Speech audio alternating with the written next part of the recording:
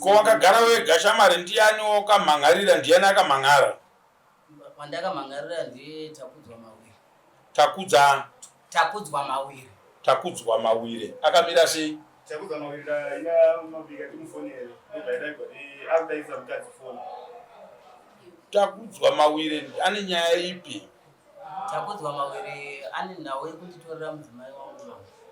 Ndobva tazoita ndiyo kuzokusungisa nechitsotsi ndwatakaburitsa kunhingika iwe. ndini mambo wangu. Alright. Niki Musayamwa, nyaya yemurume uyu iwe wanga wasungisa munhu uyo handiti vakanga vati ivo anofanira kukubhadhara mombe 5 ndobva abhadhara 2 pane kuti azobhadhara 3 akukusungisa.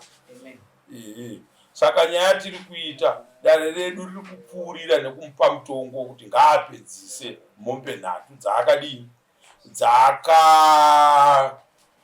dzaakati anobhadhara.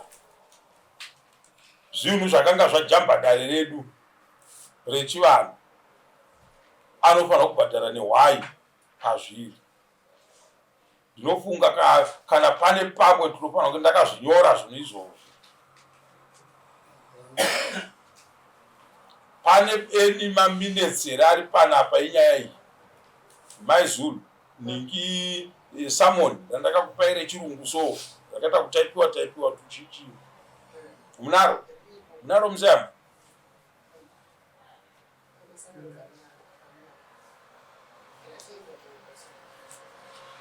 Rakauya through court Kadoma. Aiwa pane umwe ari kunhingi. Pane umwe ari kumapurisa kunhingi wandakapa gweta nezviro. Akabuditsiwa akaenda pabhero.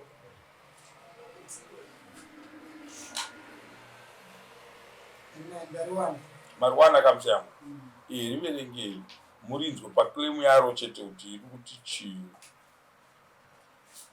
We are required to appear in person before this court on the 27th day of February 2026 at 900 hours or so soon before thereafter to answer the following allegations. English. We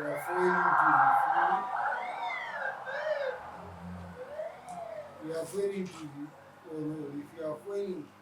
or neglecting to settle the remaining 3 heads of cattle you promised to pay in May 2025 in the matter of snatching and impregnating my wife, Shona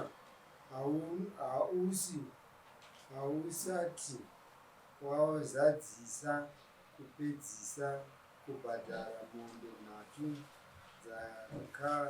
dzakasara sezvawakairisa muna Mei gore rapfuura 2025 panyaya yokutora nokumitisa mukadzi wangu kwawakaita. You are reminded to bring any witness or evidence with you to this court and register with the clerk of court before hearing. Order 1. If you do not appear on the date shown above without the court's permission, the court will proceed in favor of the plaintiff's claim and demand. Yes. In the case of doubt, you are free to consult the presiding officer or the clerk of chief's court before the said date. So, handiti tese tiri kuti ndo mhosva yakanga ari kupiwa munhu wenyu iyoyo. Saka iye zvino zvatiri kuita tinotora advice kubva kugweta redu, mukomana wedu iye advisor wedu ya kuti yakadai tofanira kuita sei, handitika tinofanirwa kuita sei nayo, then chiripo ndechekuchitaura manje mutongo uyu tomusevha nawo kuti dare riri kuti pedzesa mombe 3 dzawakavimbisa kuti uri kubhadhara pambiri dzawakabhadhara nehwai yedu yamambo tomusevha nemutongo. Then tichingopedza kudaro takutoactiona anei pakambobva dzimwe 2 dzedzi takunopindapo kuti titore 3 dzachona dzakasara. Then zvimwe zvinouya neuko zvenyaya dzake dzaakaita mukati pamusoro pemukomana handiti maona hatizvidyidzanidzi zvamambo zvinongoramba zviri kuside ramambo zvaramba zviri kuside ramambo. Pane tsamba yandakanyora muno ndima ndakabva iyoyo tsamba yanga isiri yekutombotamba kana iyoyo. Saka tsamba iyoyo yatakanyora ya ine zvakawanda zvayaitaura zviri mairi. Saka tichazvizadzisa neustabhoni hwake ihwohwo muchaona tichisvika pamapeto.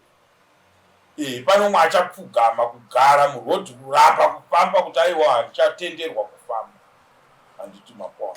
Saka ngaasunungukake mukomana uyu. Kusununguka kwatinoreva ndokuti isusu chinoramba chichitaurwa nedare mupurisa wedu akasevha munhu kana maamabhadhara mari yetransport inobva yapera nokuti yashanda paaenda. Mupurisa wedu pane matinoti maservice charges mari yake yaanobhadharwa handiti mari iyoyo kana aenda akaita basa renyu yatoshanda. Kana tasvika futi pekuti imimi chenyu chamunoita ndechekurekodha now every cent renyu ramashandisa nokuti kustage yataakuenda kunopinda nayo pane atoti macost of suit handiti amunenge maakutaura kuti ndakashandisa mari yangu kubva tichitanga kusvika tisvike pano ndakashandisa $500 yangu handiti inenge yakunyorwa pamari itsinawo nasekretari kuti shamwari unofanirwa kubhadhara mari yevanhu ava yakati yavakashandisa mubasa ravo.